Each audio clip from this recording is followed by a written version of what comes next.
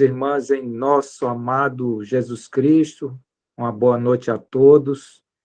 Nós, com a graça do Senhor, temos sido conduzidos a desfrutar do livro de Atos dos Apóstolos, Atos do Espírito Santo nos Apóstolos, Atos do Espírito Santo nos seus convertidos, atos do Espírito Santo em cada um de nós, irmãos e irmãs, nesse caminhar maravilhoso, nos afeiçoando cada vez mais à pessoa de nosso Senhor Jesus Cristo, nos preparando para o encontro, um dia celestial com o nosso amado noivo. Então, prosseguindo, meus irmãos, hoje nos foi reservado nos debruçarmos acerca do capítulo 2 de Atos dos Apóstolos, dos versículos do 1 até o versículo 13. Estes versículos, eles dão conta de um acontecimento maravilhoso, a descida ou o envio do Espírito Santo. E antes de adentrarmos, acerca deste envio, este envio do alto do Espírito Santo, é importante nós falarmos um pouco de que o plano eterno de Deus, após a desobediência que houve no jardim do homem e da mulher, daquele casal, ele foi fincado em dois envios. O envio do Verbo encarnado, do nosso amado Senhor Jesus Cristo, que nós vimos quando estudamos o Evangelho de João, ou os 4 evangelhos, que dão conta desse plano eterno de Deus, que chegou, naquele momento, naqueles escritos, o dia que Deus esperava que esses dias chegassem, Porque depois da desobediência daquele casal lá no jardim, mais ou menos 4.000 anos foram necessários para que fosse restabelecido, o plano eterno de Deus, que infelizmente foi ferido ali na desobediência do jardim. Então, 4.000 anos nos mostram realmente a longanimidade de nosso Deus amado em esperar que seu plano, interrompido por aquela desobediência, pudesse dar curso. E é importante também dizer qual é o plano eterno de Deus, o que Deus tem como propósito. Deus tem como propósito que seu Filho seja tudo em todos, a expressão desse Filho maravilhoso em toda a sua obra, todas as coisas, todas as pessoas, tudo que ele foi, o que ele criou um dia, quando na eternidade passada isso suscitou no seu coração. Então é importante deixar muito bem definido esse plano eterno de Deus, que espera realmente que todas as coisas glorifiquem o seu santo e doce Filho. E como eu já disse, estudamos no Evangelho de João, nós ali podemos percorrer dentro dessa trajetória, que levou 4.000 anos para que fosse restabelecido o plano eterno de Deus, a vinda do Verbo encarnado de Deus, daquele que um dia deixou o alto trono, daquele que tomou a forma humana para vir e nos resgatar. Louvado seja pela primeira vinda desse plano eterno, a vinda do Verbo encarnado de Deus. E aqui hoje, irmãos, nós estamos nos deparando com o segundo envio dentro do plano eterno de Deus. O primeiro envio do Filho encarnado, que veio, que completou toda a obra, que consumou a obra, ascendeu ao trono e com tal ascensão, ele pôde rogar para que o Espírito Santo agora descesse e agora percorresse conosco numa obra de total interação, uma descida que veio e ficará até o dia em que o Senhor resgatará os seus. Esse plano eterno da segunda vinda do Espírito Santo, assim como o Filho subiu ao trono de Deus e hoje ele intercede por nós junto ao Pai, hoje o Espírito Santo trabalha dentro de nós e conosco nessa obra de salvação, uma salvação agora que não é mais aquela salvação objetiva, a primeira objeto da vinda de nosso Senhor Jesus Cristo, a salvação de nosso espírito. Agora o Espírito Santo trabalha dentro de nós e conosco para a salvação de nossas almas. para que possamos nos constituir como a noiva à altura de nosso amado noivo, nosso Senhor Jesus Cristo. Então, irmãos, com essas pequenas palavras, eu posso falar, como eu falei, um pouco desses dois envios, que isso é a base da igreja. A base da igreja não está na questão de uma localidade geográfica, em um ponto qualquer da terra, numa cidade, não. A base da igreja é celestial. E ela está firmada nos dois envios. O envio do nosso amado Senhor Jesus Cristo, o Verbo encarnado, e o envio do doce Santo Espírito. Então, meus irmãos, com essas palavras eu queria também trazer um pouco que nós já vimos, né, nessa caminhada diante do livro de Atos, do Espírito Santo nos apóstolos, como o irmão até muito bem colocou na semana passada. Nós vimos até então toda uma preparação. Nós vimos que o Senhor, a cruz, né, ele foi morto, ele ressuscitou, e ele permaneceu aqui com os seus discípulos durante 40 dias. Então, foi um trabalhar que o Senhor, pessoalmente, teve com os seus discípulos, preparando-os durante 40 dias para o que seria a vinda do Espírito Santo.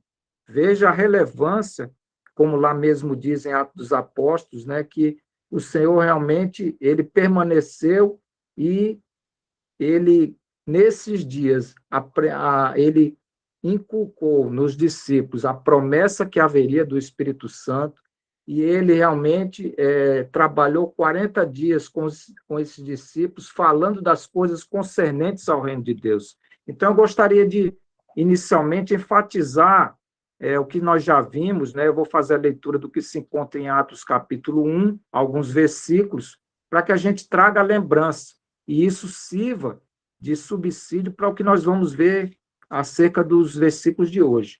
Então, pediria que os irmãos abrissem suas Bíblias em Atos capítulo 1.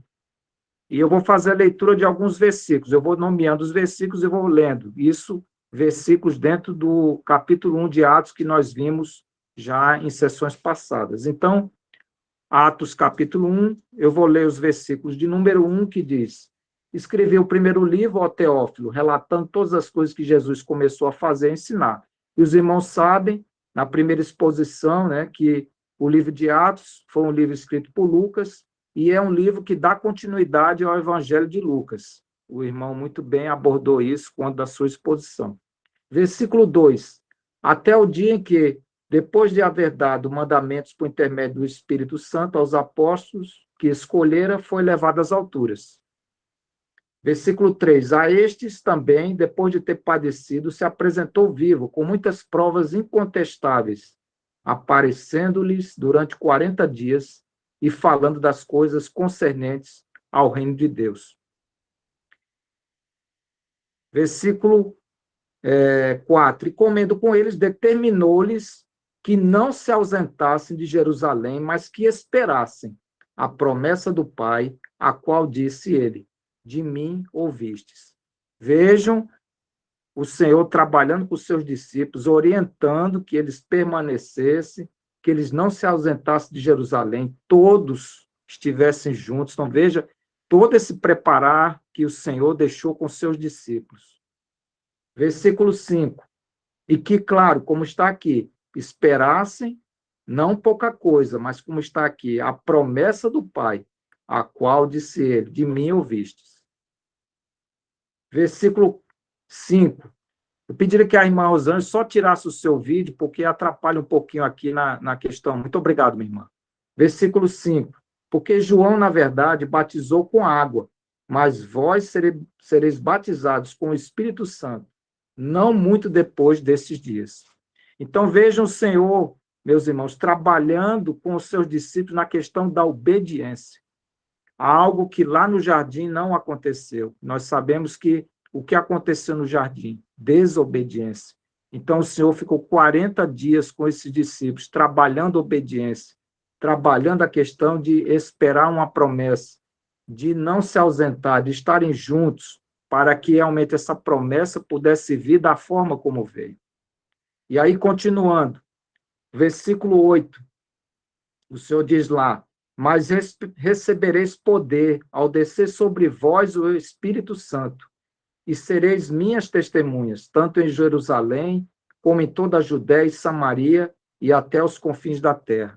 Então, nesse versículo 8, mostra todo o motivo realmente desse trabalhar do Senhor com seus discípulos. Eles receberiam poder que iria descer sobre eles, mediante esse Espírito Santo, que eles já tinham. O Senhor já tinha soprado sobre eles. Aqueles que aceitaram esse caminhar com o Senhor são aqueles que têm o Espírito Santo, mas não adianta, como nós vamos ver, só ter o Espírito Santo. É preciso estar cheio dele. É preciso que ele tenha realmente uma presidência em nosso ser, não apenas uma presença. Então, o Senhor trabalhou muito com os discípulos nessa questão de que eles estivessem juntos, de que eles esperassem, de que eles tivessem realmente uma visão do que agora iria acontecer com eles. Receberiam poder vindo pelo Espírito Santo, serem testemunhas. E vejam, a obra do Senhor não pode ficar apenas em Jerusalém, ela agora tem que ganhar toda essa terra. Então, começa todo esse caminhar com o Espírito Santo em Jerusalém, depois vai se expandir, vai para a Judéia, Samaria, e vai chegar até os confins da terra, como chegou até nós no dia de hoje. Louvado seja o Senhor. E aí, prosseguindo o versículo 14, e lá diz uma coisa maravilhosa: todos estes perseveravam unânimes em oração, com as mulheres, com Maria, mãe de Jesus, e com os irmãos dele. E nós sabemos como foi, como tem, podemos ver mais ou menos no versículo seguinte, que é o versículo 15, que esses que perseveravam não eram só os discípulos, mas também Maria, as mulheres, os próprios irmãos de Jesus Cristo e um grupo mais ou menos de 120 irmãos, que até o irmão na semana passada disse que é um número que já se pode ser aquele número necessário a se constituir uma assembleia. Então, veja todo esse preparar do Senhor para que tudo realmente possa acontecer. E aí, nós podemos ainda nos valer do versículo 26, que ali mostra uma coisa interessante, que naquela questão que houve, naquele acontecimento em si, que ainda não haveria a descida do Espírito Santo, quando foi para se escolher aquele apóstolo no lugar de Judas, que foi o Matias, eles ali lançaram sortes. E nós vemos, isso até foi enfatizado na semana passada, acho importante trazer aqui, este evento, meus irmãos, ele se findou ali. Hoje não existe mais essa questão de lançarmos sorte sobre alguma coisa espiritual. Nós precisamos ouvir a voz do Espírito Santo. Hoje, nós não agimos por nossa própria conta. Hoje, após a descida do Espírito Santo, é um trabalho de interação entre o Espírito Santo que habita em nós e o nosso ser. Isso é um trabalho maravilhoso, isso vai ser enfatizado no discorrer desses versículos que nós vamos ver hoje. Louvado e bendito seja o nome do Senhor. Então, com essa retrospectiva, eu posso trazer os irmãos acerca do evento de hoje, que foi um evento, como disse, que o próprio Senhor fez questão exclusiva de preparar seus discípulos, e que tal preparação alcançou não somente eles, mas aquele grupo de 120 irmãos que perseveravam em oração, que estavam realmente reunidos no mesmo lugar, esperando essa promessa que o próprio Pai que foi prometida pelo Pai, trazido pela boca de nosso Senhor, que o Espírito Santo desceria com eles, a eles com poder. Não apenas a presença do Espírito Santo, mas a autoridade do Espírito Santo por estarem enchidos desse Espírito. Louvado seja o nome do Senhor. Então, irmãos, agora nós vamos nos valer dos versículos de hoje. Então, eu vou fazer inicialmente a leitura de todo o conteúdo. Então, eu vou ler o capítulo 2 de Atos dos Apóstolos, versículos de 1 ao 13. Então, Atos, capítulo 2, versículos de 1 ao 13. Pedi que os irmãos me acompanhassem. Então, versículo 1. Ao cumprir-se o dia de Pentecostes, estavam todos reunidos no mesmo lugar. De repente, veio do céu um som, como de um vento impetuoso, e encheu toda a casa onde estavam assentados. E apareceram, distribuídas entre eles, línguas como de fogo, e pousou uma sobre cada um deles. Todos ficaram cheios do Espírito Santo e passaram a falar em outras línguas, segundo o Espírito lhes concedia que falassem. Ora, estavam habitando em Jerusalém judeus, homens piedosos, vindo de todas as nações debaixo do céu.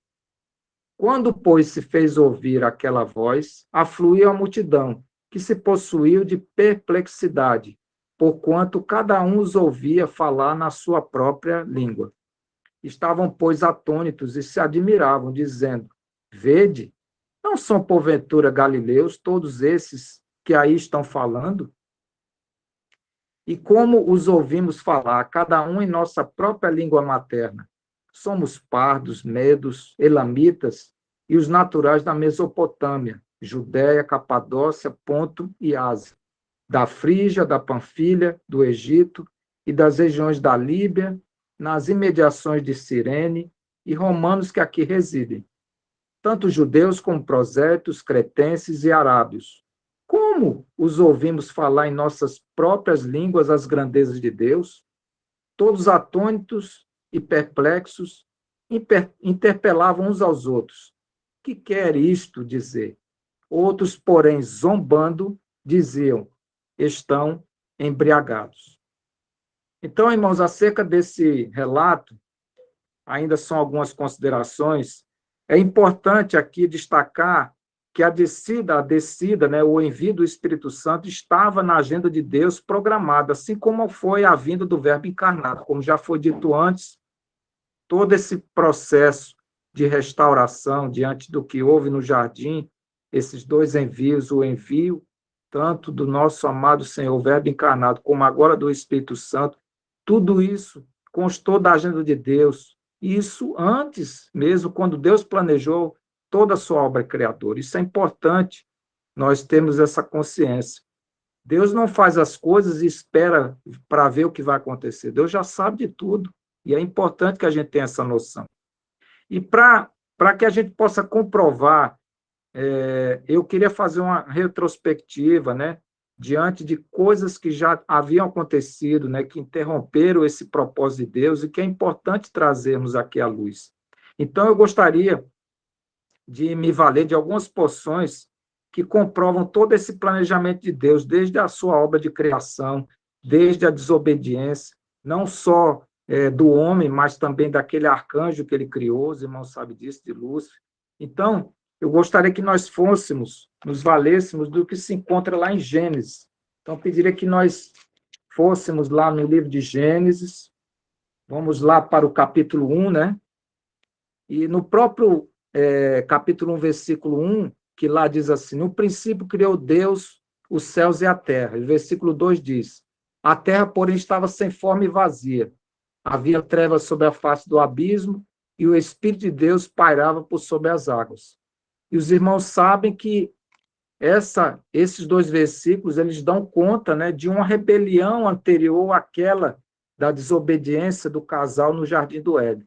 Nós sabemos, pelo que se encontra no relato de Ezequiel, capítulo 28, Isaías 14, que a obra criadora de Deus, antes de criar o homem, houve a questão de que Deus, né, tinha aquele arcanjo Lúcifer, como o ser mais lindo e belo que tinha, ele era encarregado de todo louvor a Deus, e houve uma rebelião desse arcanjo, e Deus teve que tratar dessa rebelião. E aí é por isso que no versículo 2 diz que a terra se tornou sem forma e vazia. Houve realmente julgamento de Deus sobre essa rebelião anterior àquela da desobediência do casal. E aí, o que diz em Gênesis 1, o Senhor recria novamente a terra, o Senhor forma o homem, coloca no jardim, e a partir daí nós podemos agora falar um pouco da rebelião também que houve do homem, da desobediência. Então, vamos prosseguir. Então, algumas coisas sobre essa questão da rebelião do homem. E aí nós vamos fazer tudo isso para entendermos a questão que nós vamos ver hoje do envio do Espírito Santo. Por que o envio do Espírito Santo? O que o nosso Senhor Jesus Cristo fez com o seu envio? Ele restaurou o homem, ele deu ao homem novamente a sua vida espiritual. O espírito do homem, depois da desobediência, ele foi interrompido. E com a vinda de nosso Senhor Jesus Cristo, é a salvação objetiva, né? O nosso espírito novamente foi ligado a Deus. E agora há um outro trabalhar, que é o trabalhar da nossa alma, o trabalhar realmente da transformação de todo o nosso ser, para que sejamos adequadamente uma noiva preparada para o nosso Senhor, que é esse segundo trabalho, essa segunda vinda, obra do Espírito Santo em nós. Então, voltando lá, vamos falar um pouco sobre a desobediência do homem. Então, em Gênesis, capítulo 1, versículo 26, diz o seguinte, lá diz assim, também disse Deus, façamos o homem à nossa imagem, conforme a nossa semelhança. Tenha ele domínio sobre os peixes do mar, sobre as aves do céu, sobre os animais domésticos, sobre toda a terra e sobre todos os répteis que rastejam pela terra.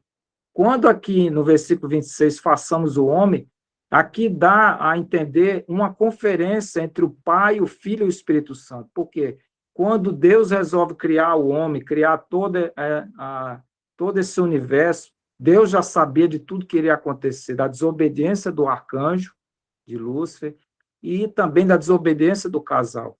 E ao fazer o homem, que é onde esse homem seria a expressão de toda essa obra de Deus, e Deus sabendo de toda a desobediência, ele poderia não ter desencadeado essa obra. Então, essa questão de façamos aqui demonstra um compromisso de todos esses que compõem a Trindade Santa.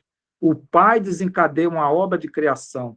O Filho se apresenta como Redentor para restaurar aquilo que o homem faria no jardim. E o Espírito Santo seria aquele que viria para preparar realmente esse homem para ser uma noiva adequada. Porque sabemos que a obra criadora de Deus foi um presente dado a seu Filho. Tendo o homem criado à sua imagem e semelhança, ele seria preparado para se constituir a noiva de nosso Senhor Jesus Cristo. Então, é importante vermos essa questão do façamos aqui, o esforço que cada uma dessas pessoas da Trindade teriam que desencadear para que toda essa obra fosse restaurada. E aí, continuando, em Gênesis capítulo 2, nós temos o versículo 18, que diz assim, disse mais o Senhor Deus, não é bom que o homem esteja só, far-lhe-ei uma auxiliadora que lhe seja idônea. E nós temos o alcance do que isso significa espiritualmente.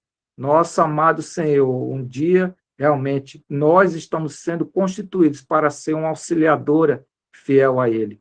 Seremos realmente a sua noiva. Então, toda essa história aqui da formação do homem, todo o propósito de Deus no homem, tudo isso reverte espiritualmente para o Filho. E nós precisamos ter esse entendimento. E prosseguindo o versículo 21, então Deus fez cair pesado sono sobre o homem e este adormeceu. Tomou uma das costelas e fechou o lugar com carne. E aqui mostra realmente que a mulher saiu do homem, não é? Então isso aí tudo vai mostrando que Deus tem um plano espiritual. Esse homem realmente, que Deus criou, o propósito é que esse homem um dia realmente seja constituído a noiva de nosso amado Senhor.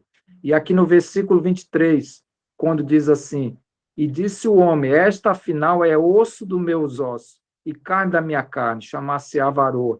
Esse versículo nós sabemos que um dia na consumação, quando a igreja realmente for ao encontro com seu noivo, nosso Senhor Jesus Cristo vai poder olhar para a igreja e dizer, esta afinal é osso de meus ossos e carne de minha carne. Louvado seja o nome do Senhor por tanta maravilha de vermos essa obra que não fica só aqui em Gênesis, mas é um propósito eterno de Deus para com seu filho, para com sua noiva. Então, meus irmãos, é importante fazer isso para a gente ter esse apanhado do que é hoje essa obra do Espírito Santo, do que foi aquela descida do Espírito Santo, dar continuidade ao plano eterno de Deus. E nós vimos na questão da desobediência, né? Em Gênesis capítulo 2, o versículo 16 e 17, porque Deus deu uma ordem ao homem, de toda a árvore do jardim comerás livremente, e no 17, mas da árvore do conhecimento do bem e do mal não comereis, porque no dia em que dela comeres, certamente morrerás. E, infelizmente, isso aconteceu. O homem desobedeceu. O homem perdeu aquilo que Deus tinha tanto em seu coração, de realmente fazer com que esse homem comesse da árvore da vida e aí pudesse realmente ser constituído como essa noiva do seu amado filho. E 4.000 anos foram o tempo para que tudo isso pudesse ser restaurado, meus irmãos. Isso mostra quão longânime é nosso Deus, quão paciente é e benigno. Esperar 4.000 anos dessa desobediência. E aí, com a vinda do nosso amado Senhor, e depois agora, como nós vemos, o Espírito Santo, tudo foi novamente encaixado. E agora o propósito eterno de Deus segue o seu curso. Louvado seja o nome do Senhor por isso. E aí podemos agora falar um pouco, que eu já disse, esse plano eterno de Deus, as duas vindas, falar um pouco da vinda do Cordeiro de Deus, que nós vimos quando estudamos o Evangelho de João, os outros evangelhos que dão conta da vinda desse Cordeiro de Deus, o Verbo encarnado. Isaías, capítulo 11, versículo 1, diz o seguinte, que fala sobre a promessa, do Verbo encarnado de Deus. Então, são algumas passagens que vão falar um pouco dessa primeira vinda, a vinda de nosso Senhor Jesus Cristo. Isaías 11:1 diz assim: do trono de Jessé sairá um rebento, e das suas raízes um renovo. Também temos em Isaías, capítulo 9, versículo 6, que diz o seguinte: porque um menino nos nasceu, um filho se nos deu, o governo que está sobre os seus ombros, e o seu nome será maravilhoso, conselheiro, Deus forte, Pai da eternidade, príncipe da paz. Também podemos nos valer do que se encontra lá no Evangelho de João, que nós estudamos. Então, o Evangelho de João, estou falando aqui sobre a questão da vinda de nosso Senhor Jesus Cristo. Os dois pilares do plano eterno de Deus para restaurar o homem. A vinda de nosso Senhor Jesus Cristo e agora a vinda do Espírito Santo. Então, João capítulo 1, lá diz o seguinte, alguns versículos. O versículo 1, no princípio era o Verbo estava com Deus, e o Verbo era Deus. Ele estava no princípio com Deus. Todas as coisas foram feitas por intermédio dele, e sem ele nada do que foi feito se fez. Versículo 4, a vida estava nele, a vida era a luz dos homens. Versículo 5, a luz resplandece nas trevas, e as trevas não prevaleceram contra ela. Versículo 10, o Verbo estava no mundo, o mundo foi feito por intermédio dele, mas o mundo não o conheceu. E o versículo 11, veio para o que era seu, e os seus não o receberam. Então, um detalhe aqui, nessa primeira vinda de nosso Senhor, que nós vamos depois fazer uma comparação com a vinda do Espírito Santo. Nessa vinda, dentro do propósito eterno de Deus, a vinda de nosso amado Senhor, do Verbo encarnado, como aqui diz, ele foi rejeitado pelos seus. Isso é muito importante destacar.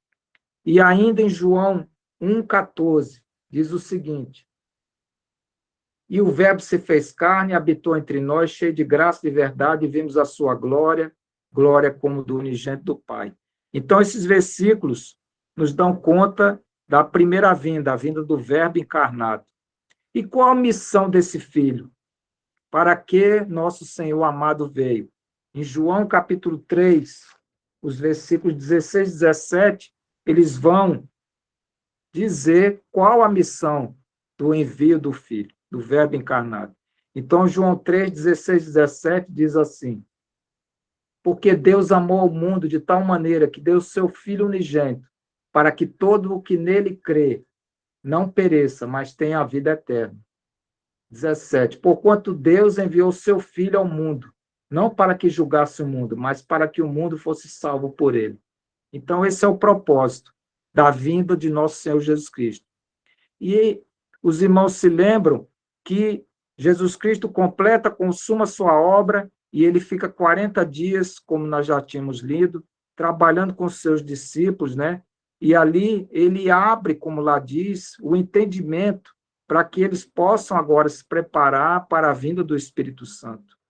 E essa vinda agora, assim como nós sabemos que nosso Senhor Jesus Cristo, quando veio, ele sozinho percorreu a senda. Ele foi rejeitado, como nós sabemos, mas agora, a vinda do Espírito Santo é uma vinda que há necessidade de um trabalhar conjunto, uma interação entre o Espírito Santo e doce que desceu em nós, conosco. Então, é importante destacar que a rejeição que nosso Senhor Jesus Cristo sofreu e que foi necessária, porque só o Senhor poderia nos libertar do que nós fizemos no jardim. Mas agora, uma vez dispostos, uma vez com a possibilidade do Espírito Santo habitar em nós, não podemos deixar só o Espírito Santo agir. Há uma interação entre o Espírito Santo e nós, um trabalho conjunto maravilhoso.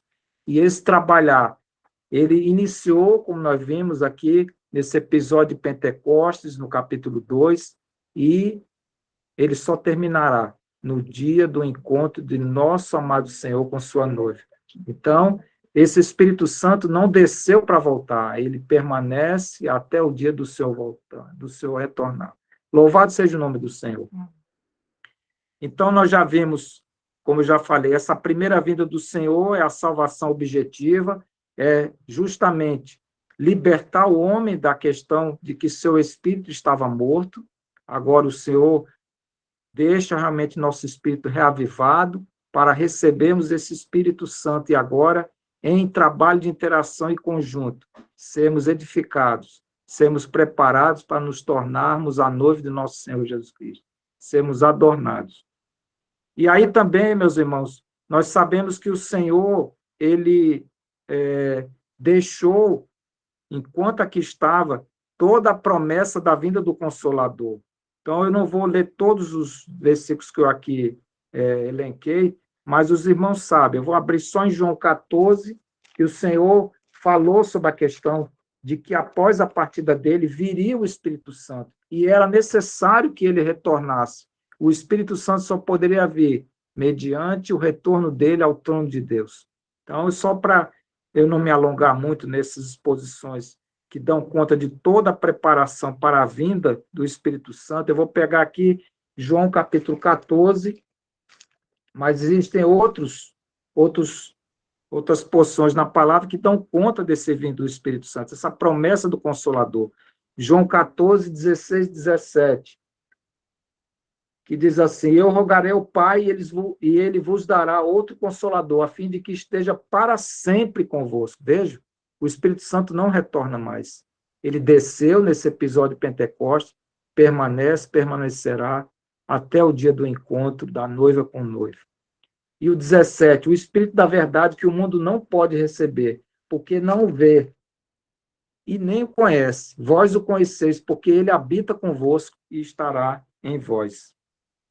Então, irmãos, aqui, como eu disse, veja a preocupação do Senhor naqueles 40 dias de preparar esses discípulos, e não são apenas seus discípulos, são aquelas 120 pessoas que estão ali congregando, para que essa descida do Espírito Santo seja maravilhosa, seja realmente de uma forma poderosa, que possa instruí-los, dando a eles capacidade de pregar o Evangelho. Então, é importante, como vai dizer lá em Atos, capítulo 1, que nós já vimos, que eles perseveravam unânimes. Eles estavam reunidos no mesmo lugar, não é mais como aquele episódio que nós vimos lá, quando o Senhor ressuscita, que Tomé não se encontra com eles. Veja como o Senhor conseguiu trabalhar essa questão de todos estarem unânimes, estarem no mesmo propósito, juntos, para que esse poder possa descer e constituí-los a dar continuidade à obra que está no plano eterno de Deus. Então, louvado seja o Senhor, porque, diferentemente do que ocorreu na vida de nosso Senhor, que ele realmente foi abandonado, ele esteve só, agora não, muito diferente. Nós vemos aqui aqueles 120 em íntima comunhão, no mesmo lugar, perseverando, orando, e assim o Espírito Santo pode vir da forma como veio. Então, também, como já foi dito, essa vinda do Espírito Santo, ela somente é possível acontecer com a nossa interação. Nós não podemos fazer esse trabalhar do Senhor em nós não é apenas uma relação nossa com o Senhor, é uma relação nossa através daquilo que o Espírito Santo nos concede como luz, para atender ao propósito que Deus já tem no seu coração e que o Filho que está no trono espera, que nós possamos cada vez mais sermos adornados como essa noiva maravilhosa do nosso Senhor. Então, meus irmãos, como eu já disse, no caso do Senhor, ele sozinho a senda percorreu, mas agora com o Espírito Santo, a caminhada de transformação, que é a salvação subjetiva, a salvação de nossas almas, ela requer a nossa participação numa caminhada total, em total sintonia com a vontade do Espírito Santo. E aí eu gostaria de lançar uma pergunta aos irmãos. Será que é possível que haja essa obra de transformação, que é a salvação subjetiva, a salvação de nossa alma, sem que haja a interação nossa com o Espírito Santo? Será que é possível esse trabalhar hoje, que seria conjunto entre o Espírito Santo em nós e por nós e com nós, com relação ao propósito que Deus tem de realmente sermos edificados? É possível trabalharmos de forma isolada? Não, eu vou fazer as coisas que eu acho que tem para fazer para Deus, sem esperar a orientação do Espírito Santo. Será que é possível isso? E eu queria convidar os irmãos a nós irmos no que se encontra lá em Mateus capítulo 7, que é uma resposta a essa pergunta. Então, se abrirmos em Mateus 7, dos versículos 21 ao 23, nós vamos encontrar uma resposta para essa indagação. Será que é possível fazermos algo para Deus hoje, como a noiva dele, que estamos sendo preparados, ornados, né, com suas riquezas, com suas maravilhas? Será que é possível fazermos por nós mesmos? Ou essa obra de interação, essa vinda do Espírito Santo, ela foi determinada para que houvesse esse trabalho de interação? E lá, nesses versículos de Mateus capítulo 7, diz o seguinte, o 21, nem todo o que me diz Senhor, Senhor, entrará no reino dos céus, mas aquele que faz a vontade de meu Pai que está nos céus. Versículo 22, muitos naquele dia hão de dizer-me, Senhor, Senhor, porventura não temos nós profetizado em teu nome, e em teu nome não expelemos demônios, e em teu nome não fazemos muitos milagres? E o 23, então lhes direi explicitamente, nunca vos conheci, apartai-vos de mim, os que praticais a iniquidade. E o que é praticar a iniquidade? É fazer as coisas para Deus sem Deus. E aqui, como nós sabemos, o que é fazer as coisas para Deus? É um trabalhar conjunto de interação entre nós e o Espírito Santo. Que o Senhor possa nos iluminar, meus irmãos, porque muitas das vezes queremos realmente fazer as coisas para Deus por nós mesmos, obra da carne. Mas não é assim que o Senhor quer. Esta obra para Deus, ela só é possível através da interação nossa com o Espírito Santo. E o Espírito Santo habita em cada um de nós. Se somos de Deus, consequentemente, o Espírito Santo habita em nós. E nós precisamos consultar esse santo e doce Espírito, essa voz interior que está dentro de nós, e como ela espera que nós possamos ouvi-la e sermos obedientes a ela. Essa voz que está em nós é que nos indica a direção de como servirmos ao Senhor. E não sermos, como lemos aqui, reprovados, achando que fizemos coisas para o Senhor e por não obedecermos, que é o velho problema lá do jardim. Continuamos desobedientes e um dia poderemos ouvir do Senhor, nunca vos conheci. Que o Senhor nos livre disso. Louvado seja o nome do Senhor.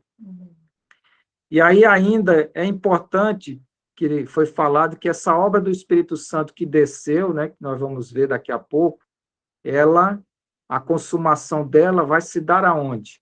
Porque o Espírito Santo veio para ficar. E onde está a consumação dessa obra, meus irmãos? Ela se encontra lá em Apocalipse, capítulo 22. Então, Apocalipse vai mostrar que em Apocalipse, capítulo 22, o versículo 17. Veja o que se encontra lá em Apocalipse 22, versículo 17, que é a consumação da gloriosa obra do Espírito Santo em nós. Diz assim, o Espírito e a noiva dizem vem. Não é só a noiva, é o Espírito e a noiva, ao trabalhar conjunto. Para que o Espírito Santo veio? Para trabalhar a noiva. Então, ele conduzirá a noiva ao noivo. Então, lá diz, o Espírito e a noiva dizem, vem. Esse aqui é o momento crucial, onde vai haver o encontro do noivo e a noiva. É coisa maravilhosa. Então, voltando lá, o Espírito e a noiva dizem, vem. Aquele que ouve, diga, vem. Aquele que tem sede, venha. E quem quiser, receba de graça a água da vida. Então, esse versículo, dá conta de quando terminará o trabalho do Espírito Santo em nós, meus irmãos. Ele veio para ficar. E a sua vinda é para que um dia se consumar, quando ele entregará a noiva ao noivo. Louvado seja o nome do Senhor. Mas também eu queria me valer dessa experiência que dá conta da obra do Espírito Santo, que é conduzir um dia final a noiva ao noivo. Eu queria me valer de um conteúdo específico acerca da descida do Espírito Santo, que nós vamos ver ainda. Eu não entrei, mas eu acho muito interessante, que se encontra, que nós vamos ver hoje, de Atos de 1 a 13, Atos capítulo 2, de 1 a 13, eu acho importante trazer à memória um acontecimento maravilhoso, relatado no Antigo Testamento, que representa uma figura, uma sombra ou um tipo referente à gloriosa obra atribuída ao Espírito Santo em nós. Vejamos lá, meus irmãos, o que se encontra no capítulo 24 de Gênesis. Então, eu pediria que os irmãos abrissem em Gênesis 24. Só encontrar aqui. E não sei se os irmãos se lembram, mas no capítulo 24 é todo aquele preparativo em que Abraão fez para que fosse encontrada a esposa para seu filho Isaque. E isso, meus irmãos, não é uma coisa só de um acontecimento daquela época, isso aqui é espiritual. Nós precisamos... o conteúdo é grande, eu vou ler, mas vou enfatizar as coisas mais importantes desse capítulo 24. E eu peço que os irmãos me perdoem de eu fazer essa leitura na íntegra, mas é porque eu queria que os irmãos se aproveitassem dessa passagem, trouxessem, não desse episódio daquela época, quando Abraão quis, através do seu servo ali, agora o nome dele eu estou esquecido agora, é Eleazar, a incumbência dele ir apanhar a noiva para o seu filho, trazer a noiva para o filho, mas entendermos que isso aqui é uma obra do Espírito Santo. Esse servo, Eleazar, ou Eliezer, ele representa uma ação de um tipo da missão do Espírito Santo. Então, eu vou ler, e eu pediria que alguns versículos dessa leitura eu vou destacar porque eles têm uma conexão com o plano eterno de Deus, de construir um dia a noiva do nosso amado Senhor Jesus Cristo. Então, vamos lá para Gênesis capítulo 24. O tema lá é: Abraão manda seu servo, e aí o servo nós sabemos quem é, o Espírito Santo. Se formos fazer a leitura espiritual, quem é esse servo? É o Espírito Santo. E aqui eu também já queria abrir um parênteses, né? Muitas das vezes nós vemos movimentos na igreja espiritocêntricos. Irmãos, não existe essa questão de espiritocentrismo. A igreja ela é cristocêntrica. O Espírito Santo ele é um servo, e ele não é o centro. O centro é o Filho amado do Pai. E o centro desta obra é o Espírito Santo como servo, conduzir a noiva ao noivo. Então, há muita confusão nessa questão de que, em muitas assembleias, os irmãos querem ver espetáculo, explosão do Espírito Santo, tudo isso pode acontecer, mas o propósito é a condução da noiva ao noivo. Então, é importante ter isso. Vemos muitos locais em que as pessoas querem ver exaltação de poder, querem ver gritaria, Espírito Santo, descida, dom de línguas, essas coisas. Isso pode até acontecer, mas o propósito é a pregação do Evangelho, é a transformação que deve haver em nós para sermos a noiva adequada de nosso Senhor. Essa é a missão do Espírito Santo, como servo. Então, vamos lá. E aí eu pediria paciência, porque eu vou ler esses versículos, mas eu quero que os irmãos, no desfrute da leitura, tragam a leitura espiritual. Eu não vou ficar aqui com o objetivo de lermos essa questão de como foi a ida de Rebeca até Isaac. Não, irmãos, precisamos ver isso aqui com o propósito de Deus, de nós um dia estamos nessa caminhada com o Espírito Santo nos conduzindo até o noivo. Que os irmãos possam ter essa percepção. Então, vamos lá. Então, eu vou iniciar do versículo 1, diz assim: era Abraão já idoso, bem avançado em anos, e o Senhor em tudo o havia abençoado. Vejam o versículo 2. Disse Abraão ao seu antigo servo, seu mais antigo servo da casa, que governava tudo que possuía: põe a mão por baixo da minha coxa, para que eu te faça jurar pelo Senhor Deus do céu e da terra, que não tomarás esposa para meu filho das filhas dos cananeus, entre as quais habito. Lembra aquela questão do façamos? Houve ali a incumbência de cada um. O pai criaria, o filho seria o redentor, a salvação objetiva, e o Espírito Santo conduziria a noiva para o noivo. Veja esse juramento que é. Versículo 4, mas irás à minha parentela, daí tomarás esposa para Isaque. Versículo 5, disse o servo: talvez não queira a mulher seguir-me para essa terra. Nesse caso, levarei teu filho à terra de onde saíste. Respondeu Abraão: cautela, não faças voltar para lá meu filho. Versículo 7, o Senhor Deus do céu, que me tirou da casa de meu pai, de minha terra natal, e que me falou e jurou, dizendo: a tua descendência darei essa terra, e ele enviará o seu anjo, que te há de preceder, e tomarás para lá a esposa de meu filho. Versículo 8, caso a mulher não queira seguir-te, ficarás desobrigado do teu juramento. Entretanto, não levarás para lá meu filho. Então, o propósito de Eliezer, que é o do Espírito Santo, é conduzir a noiva para o noivo.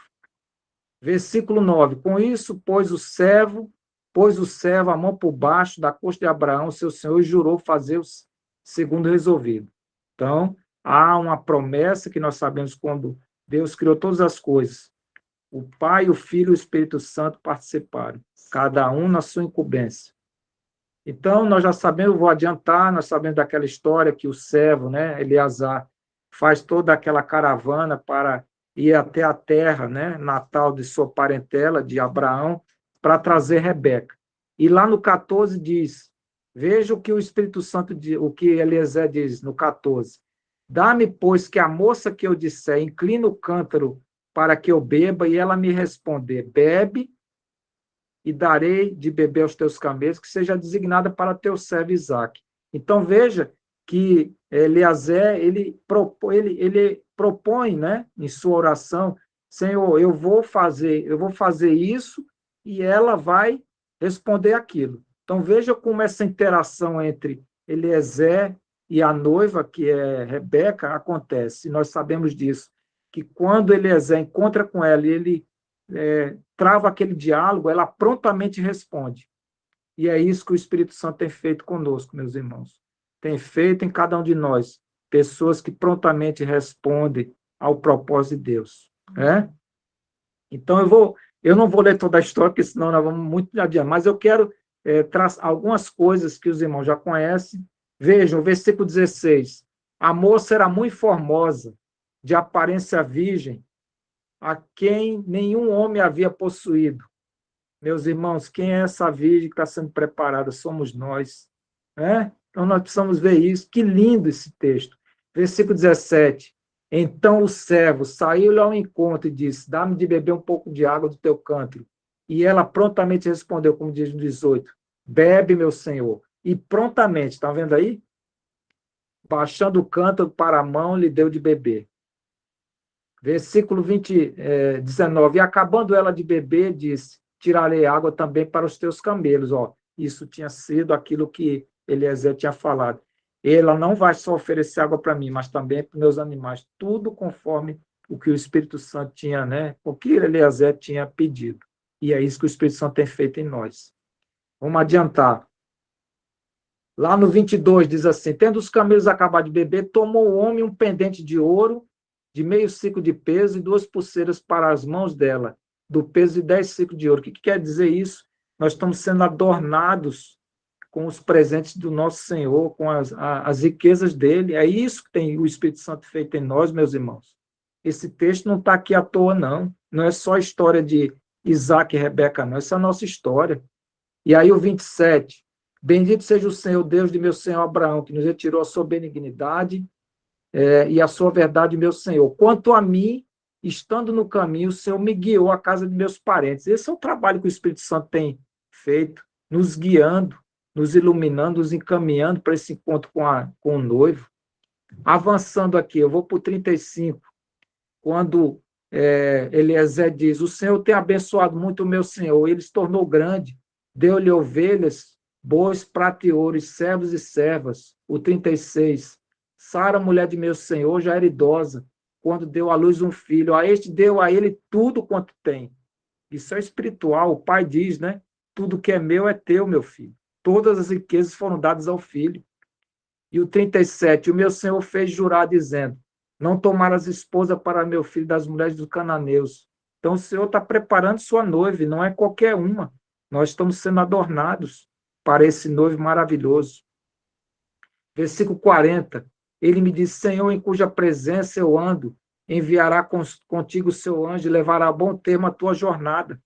A jornada que Eliezer empreendeu, hoje é a jornada do Espírito Santo, né, de preparar a noiva e levá-la. Rebeca não foi sozinha para Isaac. Eliezer que a conduziu. Da mesma forma, esse trabalhar do Espírito Santo. Nós não vamos chegar ao Senhor sozinhos. Nós somos conduzidos pelo Espírito Santo. Versículo 43. Eis-me agora junto à fonte, a moça que... aqui vai contar, né, como é que foi o episódio. Deixa eu avançar mais um pouco. E aí, se os irmãos quiserem depois desfrutar mais, eu não posso, senão a gente vai estourar o tempo. Outra coisa aqui, versículo 53, que a gente já viu, e tirou joias de ouro, de prata, vestígios, deu a Rebeca. Então, nós somos adornados pelo Senhor. Aí, vejam os 55, né? Houve uma tentativa de impedir que Rebeca fosse logo, e é interessante, aqui no 55 diz, mas o irmão e a moça disseram, fique ela ainda conosco por alguns dias. Aí o Eliezer, que é o Espírito Santo, nos 56 diz, não me detenhas, pois o Senhor me tem levado a bom termo. Então, essa obra não pode ter prorrogação, né? O Espírito Santo tem um propósito e ele vai levar até o fim. E aí, o 58 é lindo, porque diz assim, chamaram então Rebeca e lhe perguntaram, queres ir com esse homem? Veja que maravilha. Ela respondeu, irei. Nossos corações têm sido despertados a dizer, sim, eu irei seguir o caminho de meu Senhor. Né? Versículo 61. Então se levantou Rebeca com as suas moças e, montando os camelos, seguiram o homem. O servo tomou a Rebeca e o partiu, o servo. Então, a igreja não é espiritocêntrica, ela é cristocêntrica. O objetivo do Espírito Santo é tomar Rebeca e levá-la até o Senhor. Versículo 65. E perguntou ao servo, quem é aquele homem? Isso é o encontro, né?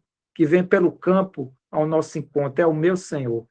Esses são os dias em que nós vamos ver lá em Apocalipse, né? O dia que finalmente o Espírito Santo terminará a sua obra e nós estaremos diante do nosso Senhor. E aí é aquilo que nós vimos lá em Apocalipse. Então, meus irmãos, essa ilustração, eu acredito que ela é muito importante para que nós possamos ter uma ideia de que obra é essa do Espírito Santo.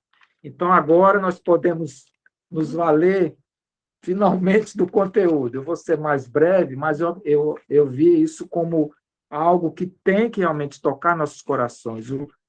Toda aquela preparação de Abraão para que o servo Eleazar pudesse trazer a noiva para Isaac, isso é espiritual, meus irmãos. E é isso que o Espírito Santo tem feito em nós. Então, vamos agora para Atos, capítulo 2. Eu vou ler do versículo 1 até o versículo 4, eu vou ler versículo por versículo e vou fazer o comentário. Já a partir do 5 até o 13 é uma leitura só e o comentário para a gente finalizar, tá? Mas vamos lá. Então, Atos 2, versículo 1, diz assim, ao cumprir-se o dia de Pentecostes, estavam todos reunidos no mesmo lugar. E aí é importante, né? Pentecostes, que nós sabemos que é aquela festa 50 dias após a Páscoa, após o sábado da Páscoa. Então, veja que Deus não faz nada à toa. Deus realmente na sua agenda, né? Esse dia de Pentecostes, que é uma festa também que é conhecida como a festa da colheita e festa das primícias. Não poderia ter sido o evento que nós vamos ver aqui, não poderia ter sido outro em outro evento. Teria que ser realmente nesse dia em que houve uma colheita. Nós sabemos que 3.000 ali foram batizados.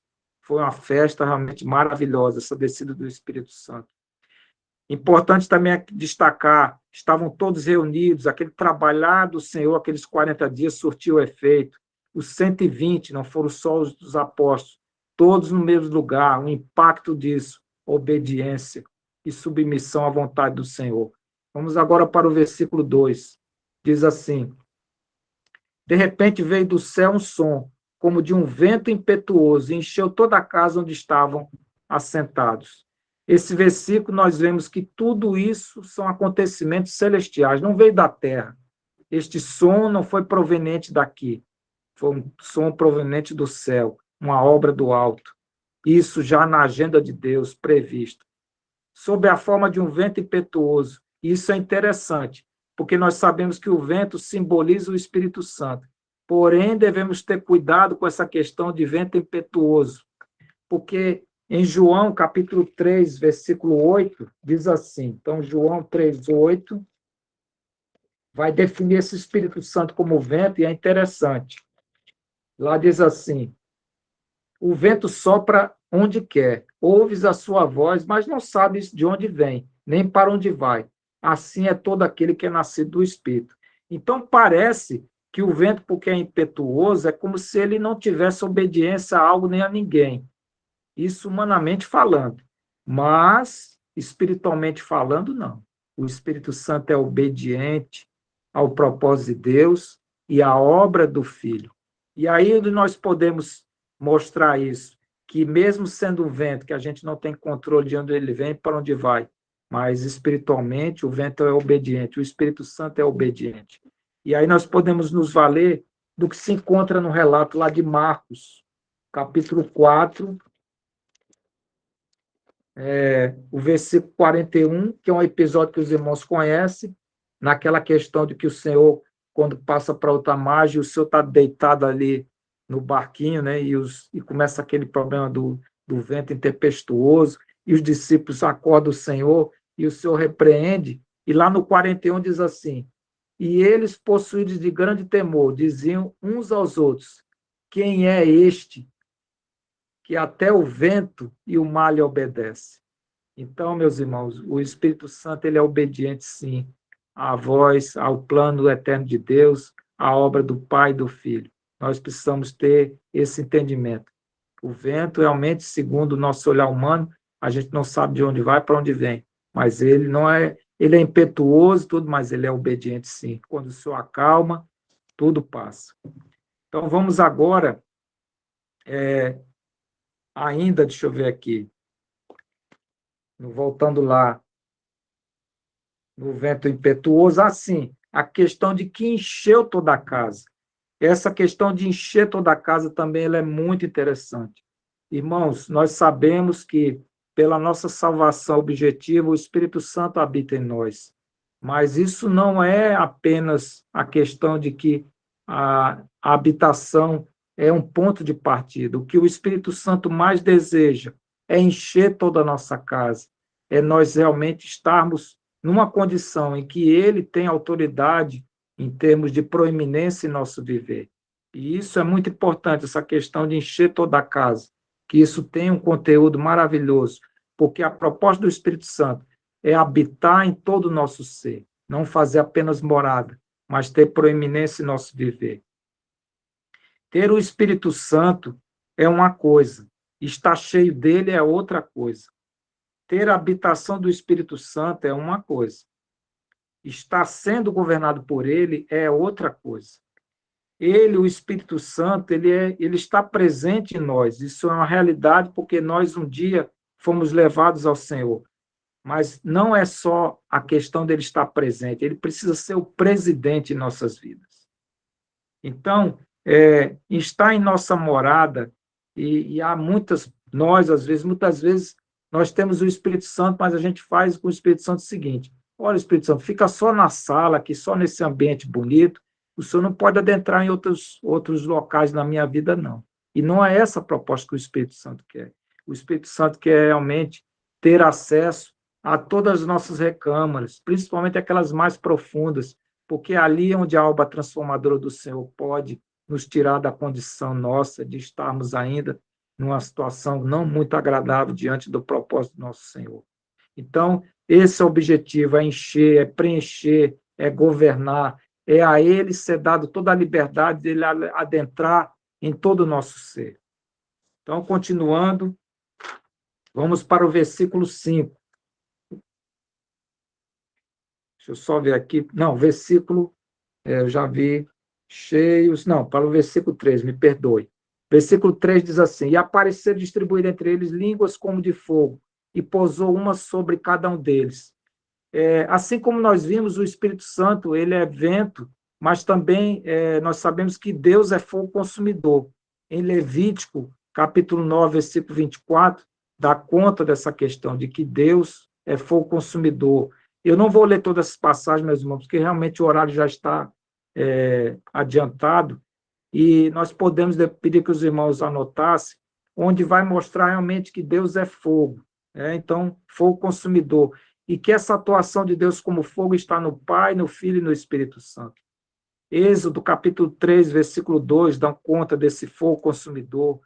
2 Crônicas, capítulo 7, versículo 1, dão conta desse fogo consumidor. 1 Reis 18, versículos 38 e 39. E também uma passagem que eu queria destacar, que é o que está em Lucas, capítulo 12. O próprio Senhor fala isso. Essa eu vou ler. O Senhor, lá em capítulo 12, no capítulo 12, versículo, de Lucas 12, diz assim, o versículo 49 e 50. O Senhor diz assim: Eu vim para lançar fogo sobre a terra, e bem quisera que já estivesse a arder. Tenho, porém, um batismo com o qual hei de ser batizado, e quanto me angustio, até que o mesmo se realize. Então, essa operação de Deus como fogo e o Espírito Santo, o próprio Senhor, também são fogo. Aqui evidencia que essas línguas de fogo, como nós vimos, foram como línguas de fogo. E aí vamos para o versículo 4, lá de Atos 2, que diz assim: Todos ficaram cheios do Espírito Santo e passaram a falar em outras línguas, segundo o Espírito lhe concedia que falasse. E aí, meus irmãos, voltando à questão de estarmos cheios, nós perguntamos: qual é a medida do Espírito Santo em nós? Nós vimos esses irmãos, essa Assembleia de 120, como eles ficaram cheios do Espírito Santo. E nós sabemos que Atos dos Apóstolos é um livro que não tem fim, um livro que até a vinda do Senhor ele está sendo escrito. Nós hoje escrevemos esse livro. E a pergunta é: estamos cheios desse Espírito Santo? Temos só a presença dele?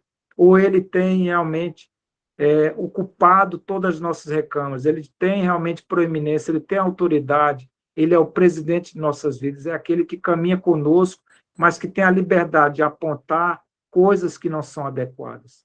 Essa é uma questão que precisamos ter realmente um momento diante do Senhor, de nos arrepender, dizer: Senhor, nos faz como esses que estavam cheios do Espírito Santo. Não apenas a presença, mas o enchimento, o governo desse Espírito Santo em nós. E essa pergunta que nós possamos refleti-la, não só hoje, como por essa semana. Qual é a medida que o Espírito Santo tem em nós? E aí podemos realmente nos arrependermos e o Senhor poder fazer isso que é sua obra, esse gozo dele, cheio do Espírito Santo, para que esse Espírito Santo, cuja missão é preparar a noiva para o noivo, seja uma missão adequada. Louvado seja o nome do Senhor. Irmãos, agora eu vou passar, então, para o conteúdo dos versículos do 5 ao 13, e eu vou ler todos os versículos, e aí fazer a explicação sobre esse tema, que vai dar conta do dom de línguas. Então, eu vou fazer a leitura de todo o trecho. Então, o dom de línguas. Ora, que é o do 5 ao 13. Estavam habitando em Jerusalém judeus, homens piedosos, vindos de todas as nações debaixo do céu. Quando, pois, se fez ouvir aquela voz, Afluiu a multidão, que se possuiu de perplexidade, porquanto cada um os ouvia falar na sua própria língua. Estavam, pois, atônitos e se admiravam, dizendo: Vede, não são porventura galileus todos esses que aí estão falando? E como os ouvimos falar, cada um em nossa própria língua materna? Somos partos, eu tinha lido pardos, me desculpe. Somos partos, medos, elamitas e os naturais da Mesopotâmia, Judéia, Capadócia, Ponto e Ásia, da Frígia, da Panfilha, do Egito e das regiões da Líbia, nas imediações de Cirene e romanos que aqui residem, tanto judeus como prosélitos, cretenses e arábios. Como os ouvimos falar em nossas próprias línguas as grandezas de Deus? Todos atônitos e perplexos interpelavam uns aos outros. O que quer isto dizer? Outros, porém, zombando, diziam: estão embriagados. Então, meus irmãos, com relação a esses versículos, aqui ele dá conta do dom de línguas. Mas é importante a gente entender que aqui, esse fenômeno que acontece, ele é diferente do dom de línguas que se encontra lá em 1 Coríntios 14. Por quê? O que aconteceu aqui, que é chamado de fenômeno de línguas, foi uma habilidade sobrenatural que caiu sobre aqueles 120 que estavam ali reunidos para falar em línguas reconhecíveis. E isso é diferente do dom de línguas, como já disse, que está em 1 Coríntios 14. Então, e aqui é importante trazer inicialmente que esse acontecimento de Pentecoste, né, o Pentecoste do Novo Testamento, ele foi o oposto do que aconteceu lá em Babel. Não sei se os irmãos se lembram, em Gênesis capítulo 11, houve aquela questão do homem, né, edificar, ele subir até o alto, né, edificar a si mesmo diante de Deus, e ali o Senhor dispersa, né, o Senhor opera ali, em que ali inicia aquela questão de serem dispersos por conta de que o Senhor derramou sobre ele a questão de falar línguas diferentes, que eles não entendiam. Isso dispersou todo aquele propósito do homem querer, né, por ele mesmo, se chegar a Deus. Então, nesse Pentecoste aqui, ele é interessante porque esses homens foram levados a ter a habilidade sobrenatural de falar em línguas reconhecíveis. E eram línguas que as pessoas que estavam ali na festa de Pentecostes, e era uma festa que realmente muitos acorriam ali em Jerusalém, uma festa que tinha mais pessoas nessa festa do que na própria festa da Páscoa, foi possível, com esse movimento, fazer com que uma multidão acorresse até aquela localidade, até aqueles homens que estavam falando, estavam pronunciando coisas que eles iriam reconhecer. E que em Babel foi um efeito contrário. O Senhor fez aquilo para que se dispersasse. E, como podemos dizer, há uma questão diferencial, o que houve em Babel e o que houve agora nesse Pentecoste. Em Babel, houve dispersão, no Pentecoste, ajuntamento. Depois desse episódio, como nós vimos, e nós vamos ver seguidamente, muitos acorreram para esse local onde esses 120 estavam ali, para ouvir aquilo que estava acontecendo. Babel foi o resultado de uma rebelião contra Deus. Aqui, nesse evento de Pentecoste, foi fruto de oração perseverante a Deus. Os irmãos se lembram disso. Como o Senhor trabalhou para que eles ali estivessem juntos em oração, e esses 120 obedeceram. Em Babel, os homens enalteciam o seu próprio nome. Nesse Pentecoste do Novo Testamento, esse episódio singular, eles falavam sobre as grandezas de Deus. Em Babel, a terra orgulhosamente tentou subir ao céu. Em Pentecoste, nesse episódio, o céu humildemente desceu à terra. E aí eu queria trabalhar um pouco com a questão da diferença entre essa habilidade daqueles 120 de falar em línguas reconhecíveis por aqueles povos que estão lá em Jerusalém, que agora vão para esse local, em relação ao dom de línguas, que está em 1 Coríntios 14. Nesse episódio de Pentecostes, aqueles discípulos, aqueles 120, falavam aos homens que ali acorreram. Então, houve uma pregação ali. No dom de línguas, que é o que está em 1 Coríntios 14, os crentes com tal dom falam a Deus. Esse episódio que aconteceu aqui agora, nós lemos, esse episódio foi singular, ele cessou, só houve esse episódio dessa pregação em que aqueles 120 falaram em línguas reconhecidos por aqueles que vão a correr. Já o dom de línguas, não, é um dom que permanece, é um dom de oração, é algo feito para o Senhor. As línguas do Pentecostes têm o propósito de proclamar as grandezas de Deus aos homens. E é por isso que aquela multidão, por esse evento, ela foi atraída por algo sobrenatural que estava acontecendo. Mas aqui é importante, irmãos, que nós verificamos nessa leitura do que está do 5 ao 13, muita questão de não aceitar o que estava acontecendo. Como ver, alguns disseram que eles estavam embriagados, outros disseram, como é que pode esses galileus estarem falando aquilo que só nós, a linguagem que só nós entendemos? Então, veja toda uma questão de uma desconfiança que nós vimos quando acontecia com o nosso Senhor. Nosso Senhor fazia aquelas obras e dizia, mas esse não é o filho do carpinteiro? E isso ainda acomete aos homens. Por isso que nós podemos dizer que esse milagre maravilhoso que aconteceu aqui nesse episódio, ele não é em si mesmo algo que pode converter as pessoas, mas é uma preparação para uma coisa maior, que é o que vai acontecer e que nós vamos ver na semana que vem, que vai ser o discurso de Pedro. E aí nós mostramos a obra de interação do Espírito Santo com o homem. O Espírito Santo agora tem a proposta de preparar os corações, de encaminhar os corações para que eles possam escutar a palavra, mas é uma palavra que vai ser proclamada pelos homens. Então veja que essa obra de interação é maravilhosa. O Espírito Santo, através desse milagre, faz com que acorram aquela multidão que nós vamos ver, que lá no versículo 41 desse capítulo 2, 3.000 vão ser batizados. Então, o Espírito Santo preparou toda essa ambiência para que isso pudesse acontecer. E aqui, meus irmãos, eu queria me valer desse acontecimento, porque muitos murmuravam, muitos desses que se achegam para ouvir o que está acontecendo, eles não creem, eles estão perplexos, eles não têm essa noção espiritual do que está acontecendo. Mas isso é algo que se encontra previsto lá em Salmos 23. E é interessante, nós podemos nos valer do que está em Salmo, pedir que abrisse em Salmos 23. E essa é a obra agora conjunta entre o Espírito Santo e o homem. Ela vem dessa forma. O Espírito Santo prepara o ambiente, mas é necessário que depois, quando nós vamos ver, que Pedro agora possa pregar a palavra de Deus. E é isso que é esse trabalho conjunto entre o Espírito Santo e nós. Então, no Salmo 23, eu queria me valer do que se encontra no versículo 5, que diz assim, preparas-me uma mesa na presença dos meus adversários, unges-me a cabeça com óleo, o meu cálice transborda.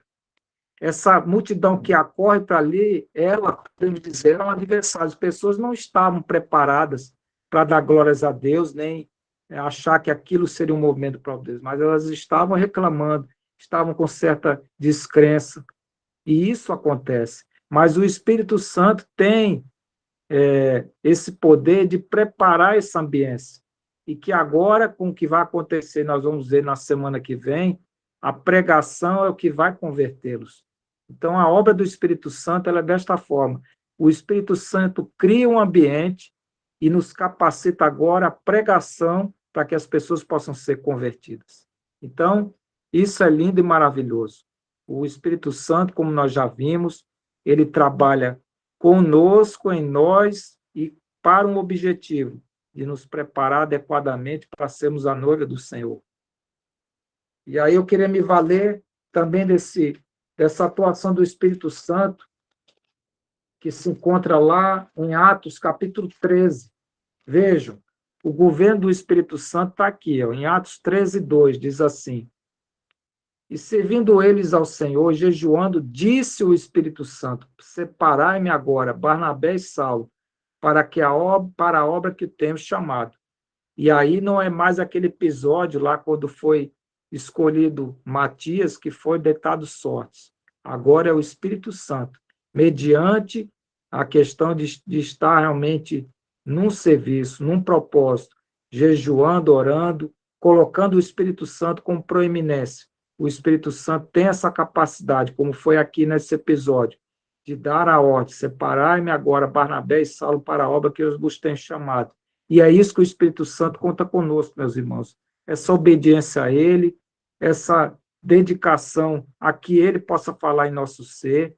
O Espírito Santo, como foi dito, ele veio para ficar e conduzir a sua igreja, a noiva, até o Senhor, como foi o episódio lá de Eliezer com relação a Rebeca, a Isaac. Então, nós precisamos ter consciência dessa obra conjunta e de interação. Sem o Espírito Santo, nós não podemos fazer essa obra. E o Espírito Santo também sozinho não pode cumprir sua missão. A obra, como já foi dita, ela é cristocêntrica e não espiritocêntrica. Louvado, Senhor, seja por sua palavra, por essa porção que ele nos concede, e que nós possamos ter consciência dessa caminhada maravilhosa de interação entre nós e o Espírito Santo. Que os irmãos possam, em seus corações, receber esse trabalhar do Espírito Santo que deseja ardentemente, cada vez mais, ocupar todo o nosso ser. Muito obrigado, louvado e bendito seja o nome do Senhor. Aleluia.